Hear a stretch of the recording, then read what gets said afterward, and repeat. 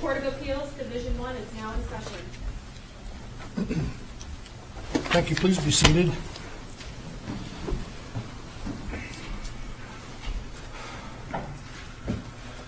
This is the time set for argument in our tax case number 17-2, Empire Southwest versus the Department of Revenue. Each side will have 20 minutes in which to argue its position. The appellant may reserve a portion of that time for rebuttal argument. Counsel, but you need to keep track of that time for yourself. We've read the briefs and conferenced this case. We're familiar with the facts and issues presented.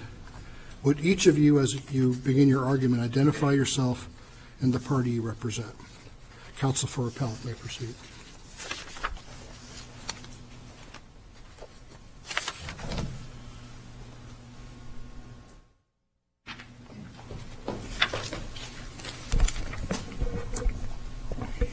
May it please the court? You need a little upward adjustment for that. Yes. My name is Ben Updike for the Arizona Department of Revenue. The issue before the court is whether the tax court erred in ruling that a fuel truck used to fuel and lubricate machinery in a mine is directly used in the process of extracting ores. This case can be resolved by looking at the plain language of the statute. The statute at issue is Arizona Revised Statutes 42-5061 B2. That says it exempts mining machinery or equipment used directly in the process of extracting ores or minerals from the earth for commercial purposes, including equipment required to prepare the materials for extraction and handling, loading, or transporting such extracted materials to the surface.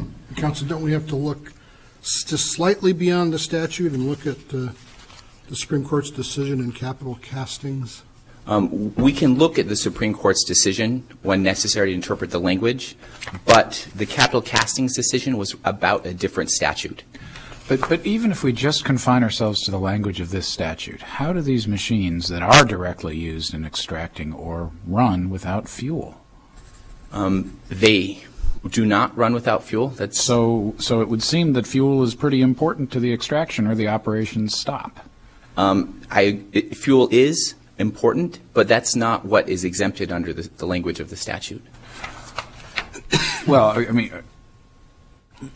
if the machinery necessary to fuel the machines is not exempt, then how do we? In other words, if it's not directly used, how do the machines function? It seems that fueling is an integral part and a direct part of operating the machines.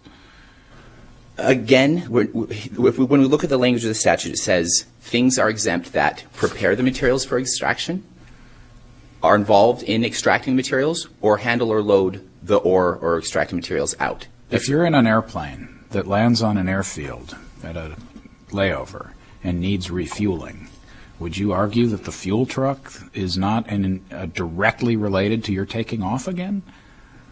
I would argue that it is not directly part of flying between, say, two locations. Not that it's not necessary, but whether or not something is necessary is not the be-all, end-all of determining whether or not something is directly used in a process. If we look at the mine, there are many things that would be necessary for the mine to operate. You couldn't operate without porta potties near the mine so that the people operating the machines can continue to operate. I promise you they did for decades in Arizona. But all right, let's say now I'm going to hypothesize some mining technology. Let's say you have an extractor that is on wheels. It gets to its place in the pit, and rather than leaving it on its giant tires, a hydraulic jack is activated to keep the machine in place. Are the tires now directly used, or do we tax those too? I'm sorry, I'm not sure I understand. If the tires that bring a machine... The tires that are actually on the machine as it rolls into the pit are no longer in use when the machine is extracting because the machine is now on jacks. Do we tax the tires? Because they're not. We don't need tires to extract ore. We just need tires to get the machine there. Right, but the tires are part of the machine in the sense that they're integrated into that specific machine. They're necessary for the machine to operate. They're part of the machine. Well, when you use the term integrated, now we start getting into the Supreme Court's language. Right. It's not necessary to look at that. in order to determine whether or not something like the fuel truck, if we look at the language and it doesn't participate in it. If you want to see if a part of a machine is part of the process, if the machine is exempt, then we look at whether or not the part of that machine may be integrated into the machine under that analysis. Here we do not have a series of integrated machinery like at a manufacturing operation or at a metallurgical operation. We have individual machines participating in a series of activities and the fuel truck does not participate in any of the series of activities that extract ore or the prepare. What if instead of a fuel truck, there was a giant pipe attached to an extractor that ran up to the edge of the pit and employees poured fuel into it with a funnel? Would we tax the pipe? Again, it's attached to the machine. I'm not sure. Is that like a part of the fuel tank that's part of the machine? I guess there would be a different analysis under that because it, again, would be part of the machine. Here we have a distinct and separate piece of equipment that's not physically connected to any of the other equipment that leaves the pit at regular intervals to gather fuel and lubricants from the maintenance shop and from the fueling island and comes in and out of the pit in order to fuel and service this equipment down in the pit. But if my pipe gets connected to the machine, fuel is poured down the pipe in the machine, and then we disconnect it, put the fuel cap on, and start her up, is that pipe really any different from this truck? Yes, because the pipe would be part of the machine, whereas the end of the pipe, for example, perhaps the fueling island where it's gathering that fuel, where it's stored, is more like the truck in this example. The truck is just a mobile fuel island. It transfers stuff from the fuel line. The pipe may be part of the machine, but the truck is not permanently connected to the machine. I take your point, but by having the truck, we don't get rid of the fuel island. The truck still has to drive to get the fuel, and nobody's arguing that the fuel facility is the machinery that's essential to or that it's directly related to the mining extraction. We're arguing that the truck, about whether the truck is part of that.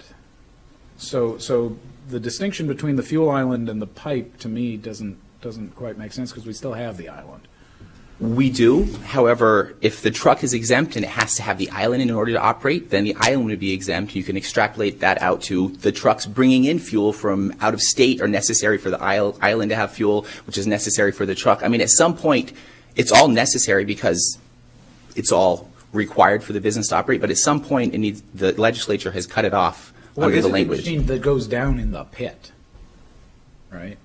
It does. It goes down in the pit, and it connects to the equipment when that equipment is turned off and not operating. It does its servicing, it does its fueling, and then it either leaves the pit to refuel or goes to a different piece of machinery, and then the machinery can turn on and operate again and continue to extract.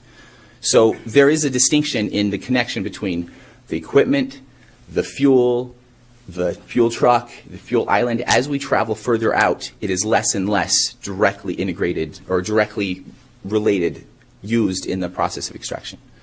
Mr. Updike, the difficulty I'm having with your argument today is that capital castings is obviously dispositive as to this court, and in capital castings, the court there did discuss and define, maybe for lack of a better word, used directly, which is clearly in the statute that's before the court this morning. And in discussing and defining used directly, they come onto this integrated synchronized system analysis, which I think lends more to Judge Swan's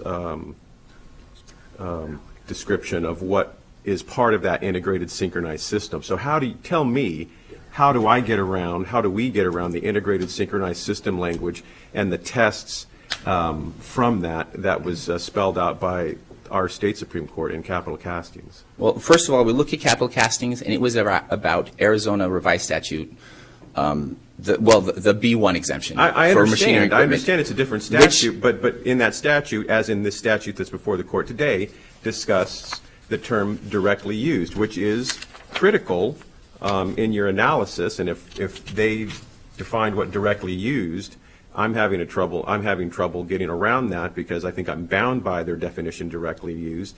tell me how it's somehow distinguishable or not applicable in this case. In capital castings, like in the language it's used in Duval, both cases, they talk about directly used in an exempt operation. For example, in a metallurgical operation, a manufacturing operation, processing. The statute we're talking about here does not say a mining operation is exempt.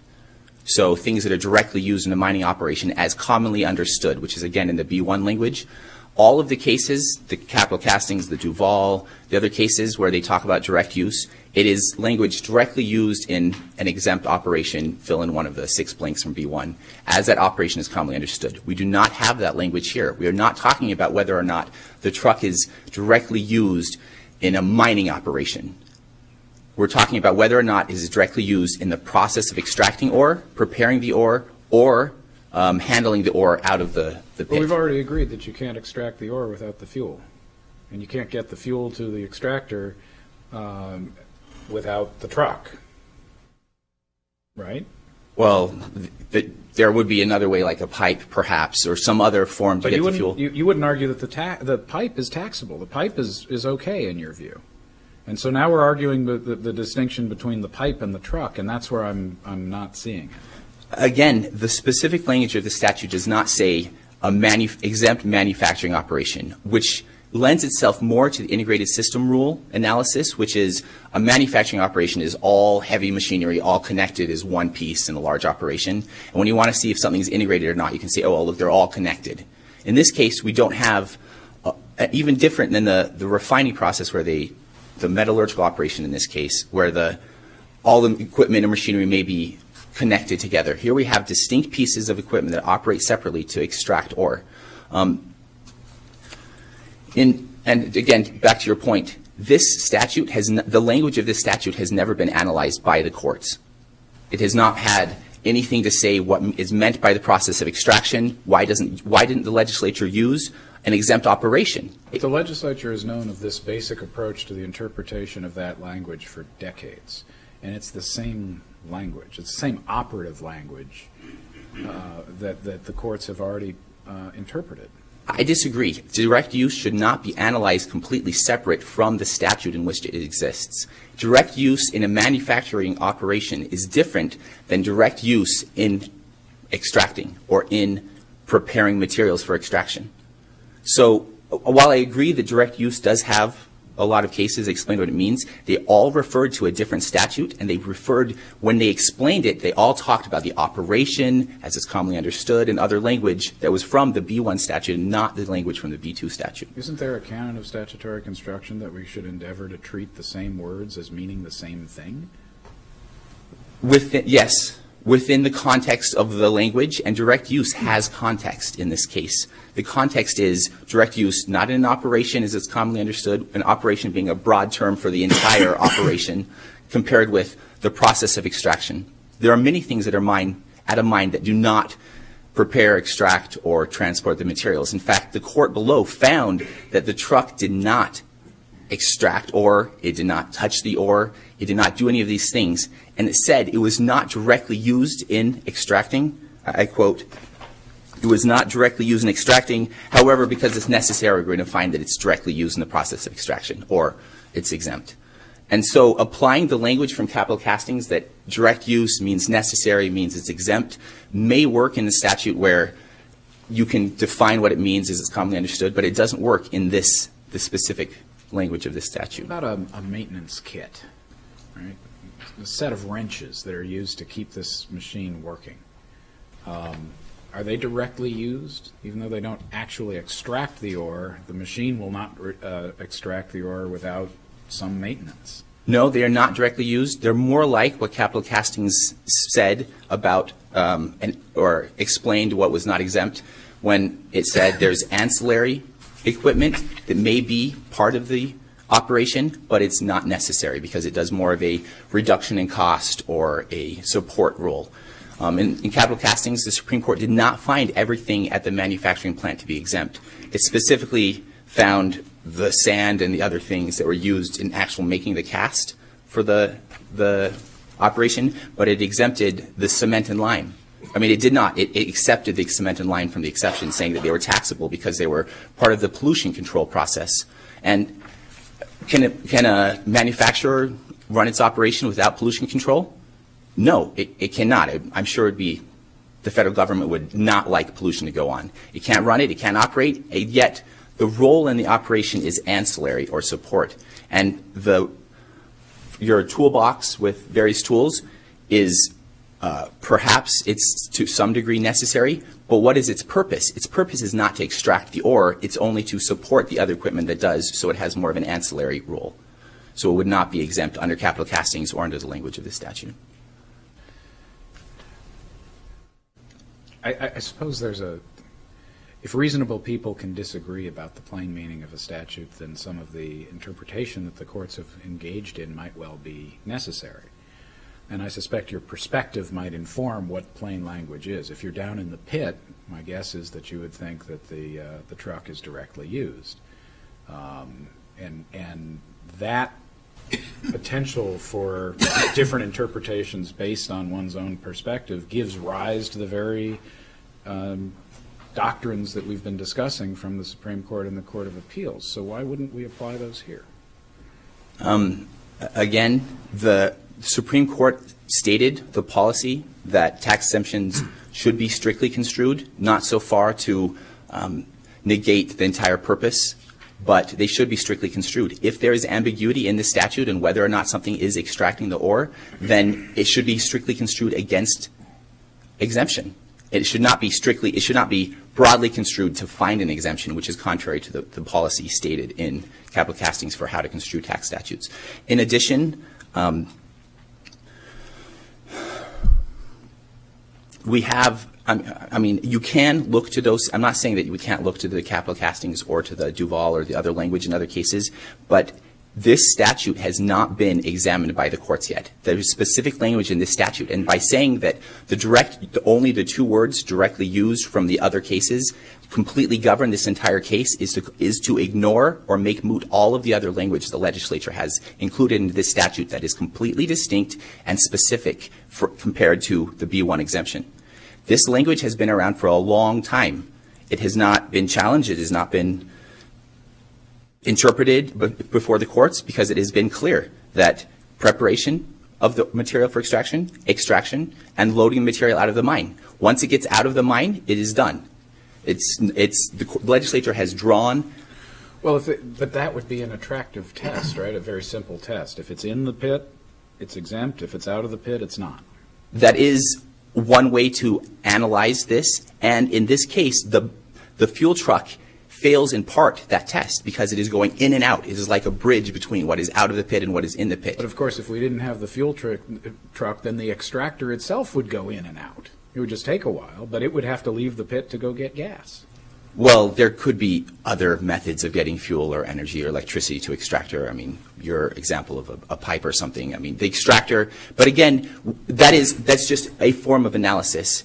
And it shows the extractor is actually extracting the ore. So that would be subject to the exemption under the plain language of the statute of 5061B2. If the extractor had to come out, the extractor is going to be exempt anyway because it's extracting ore from the earth, correct? Exactly. Whereas the things that perhaps load it into the trucks and the trucks that haul it out also are under the specific language of the statute, transporting or loading it out of the mine to the surface.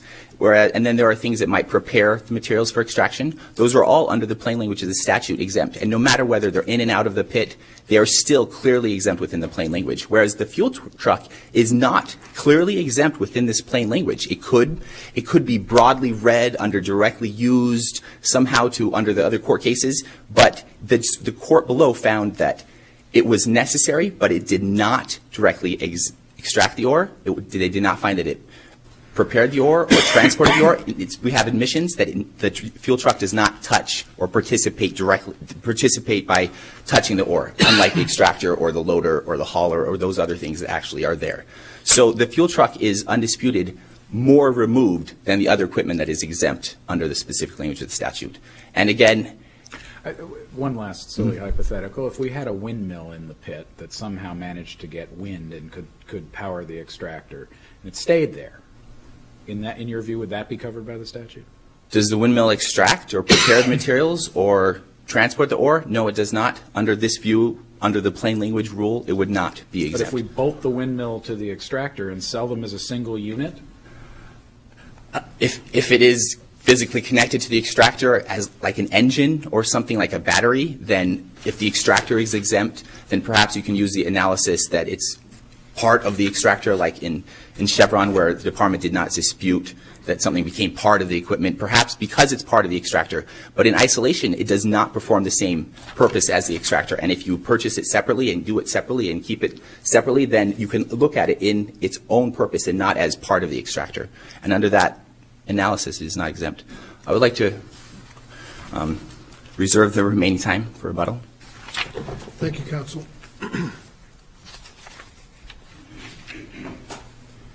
A little shorter than Ben. May it please the court, my name is Jim Sousa. I'm joined at council table by Cecily Stamps with the Deacon Sini McDonald Law Firm. We're here to represent Empire Machinery. It worked. The legislature passed a statute to stimulate business investment in heavy-duty capital items in the B1 and B2 exemptions.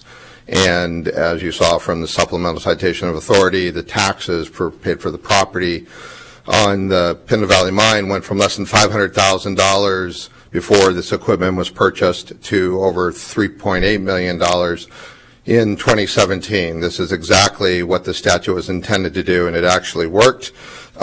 And I think the colloquy that was in the deposition kind of nails this. $30 million was spent by the Pinto Valley folks to buy 2 big shovels to increase production at the mine. Because of that, the need for fuel exceeded what the little truck could do. And little truck is a misnomer. It was a semi-truck bed. But they had to get a much bigger truck. I'm sorry, Mr. Sousa, I'm going to short circuit you here, but Okay. does the truck at issue, does it process the ores in the pit? No. Does it prepare the materials for extraction No. in the pit? Does it handle the materials in the pit? No. Does it load or transport the materials in the pit? No. Okay, so how in the plain language of 5061B2 is it exempt then? Because the word process is in there. And that's the key. The legislature said the process of extracting ores from the earth. The process is more than just the shovel. It's more than the blaster. It's everything that's involved. And for that process to work, undisputed in the record is that the fuel truck has to be in the pit. In fact, in the motion for summary judgment statement of facts, there's an affidavit from the mine person, Mr. Kortson, which simply says, without the truck, the pit equipment cannot function. And if it cannot function, then it can't mine. The department was free to refute that, to produce any controverting statement of facts. They chose not to. And the department has great knowledge in this area. The department is responsible for valuing the mine and has valued the Pinto Valley mine. And so they just can't dispute that. So, Your Honor, if the word process was not in the statute, if we didn't have capital castings, if we didn't have Chevron, then I'd say, sure, this isn't something that actually physically lifts the ore up and puts it in. It's not blasting it. But it's all integral to the process, and that's what Duval tells us. Necessary. Argument against using the integrated rule test seems to be that in Duval and in capital castings, they were talking about direct use in manufacturing operations, which is a fairly broad term, as opposed to direct use in extracting ore, a more specific term. So your point is that the word process broadens this. It does, and the reason it does is because the court understood, capital castings understood, this court in Chevron understood. These things don't happen in isolation. What we're trying to do is to give an incentive to buy expensive equipment. And in the affidavits, In fact, the there's Supreme Court and capital castings seem to feature that, like right at the outset. it was a big deal to them because what they saw, and that's why capital casting is interesting. Just take a step back. When you read capital castings, what you see is the Department of Revenue digging its heels in on B1 and B2 exemptions. We get Duval, we get Cypress Sarita, we get capital castings 1.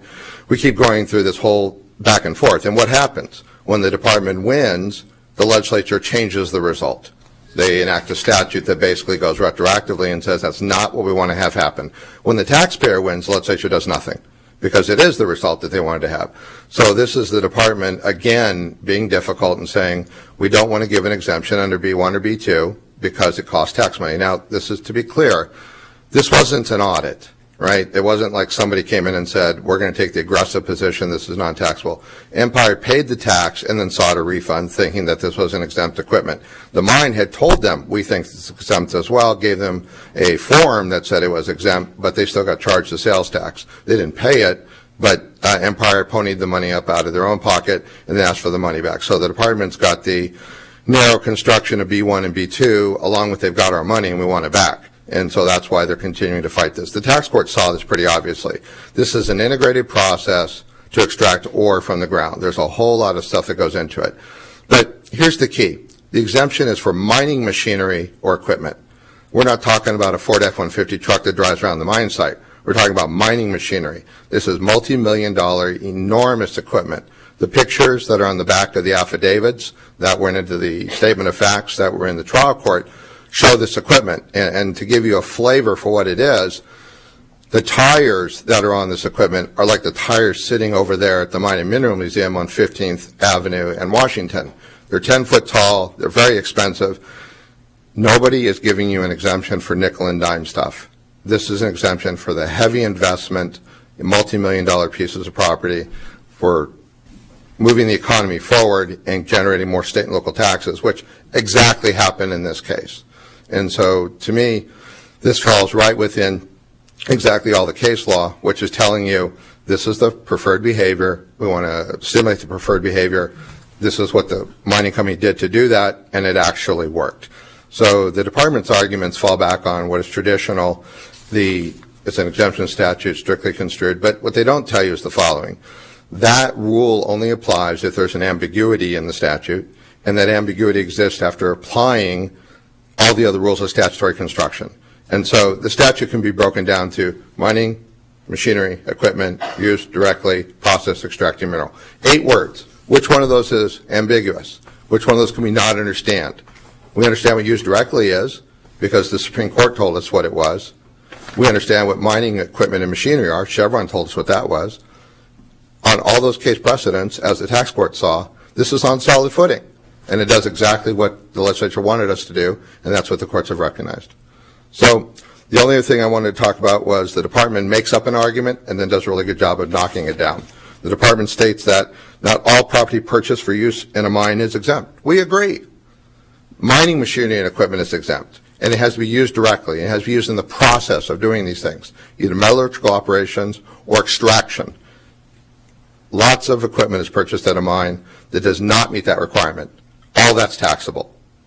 This is the stuff that was focused on to be taxable. There's a reason why the very first exemption in the B categories has to do with mining machinery. Arizona founded its economy on copper. The dome on the Capitol is copper. There's no coincidences here. This is a favored behavior. The mine engaged in the favored behavior. This was supposed to be tax exempt, and the exemption should be upheld. If you don't have any questions, that's really all that I have. Thank you. Thank you, counsel.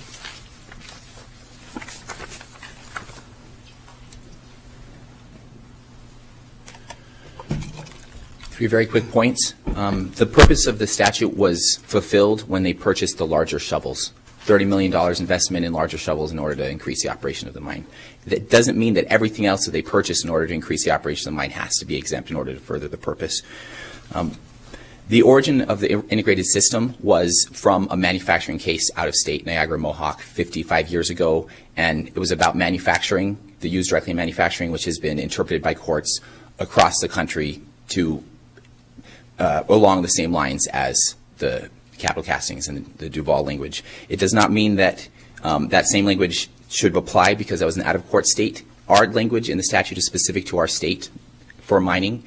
What about the statement that Mr. Sousa brought up that this truck is directly used in the process of extracting ores? That the process could not be completed, could not go on if the truck didn't fuel and lubricate the machinery that was extracting the minerals and ore from the earth. Again, the department's under. I'm out of time. I'll answer your question if you wish. The if process is ambiguous and whether it implies broadly or strictly, then the department's position is that language is something new that should be interpreted, and it should be interpreted strictly, and it should include the series of steps from initializing the extraction to the end and loading it out. That is the process of extraction. The legislature has given us language to interpret process by stating its But circumference. if you have a round-the-clock operation, isn't part of the process fueling the machines? It could be part of the process, but it would be an ancillary part of that process. It's just like the Where's the maintenance. word ancillary in the statute? The It's in statute capital- says process. It does. Capital Castings introduces ancillary when it talks about the integrated system rule, saying that there are some things that are part of that, and there are other things that may be necessary, but that are ancillary because of the purpose of those things. In this case, the fueling and support is not, we're not arguing that it's completely unnecessary. Do capital castings deal with the word process? It does not. So how would you suggest we interpret the word process? I would interpret it in the context of the statute by including it with the process of extraction of ore from the earth. And I would That's a literal reading of it. We have to give meaning to the term process. If instead of saying process, the statute had said the act of, that might be a more narrow term, but process seems to broaden it somewhat, no? perhaps from excluding process to including process, it may be slightly more broad, but process does not mean operation, which would be incredibly broad. It's narrower than that. And a process is a series of steps or a guideline for completing some activity. And in this case, we have individual steps where you have the drills, you have the explosion, you have the shovel, you have the loading, you have the hauling. Those are all part of the process. Those are all things that are included that make up the steps of the process. To say that everything at the mine can be included within the definition of process. I don't think that's what anyone's arguing, that everything in the mine can be included.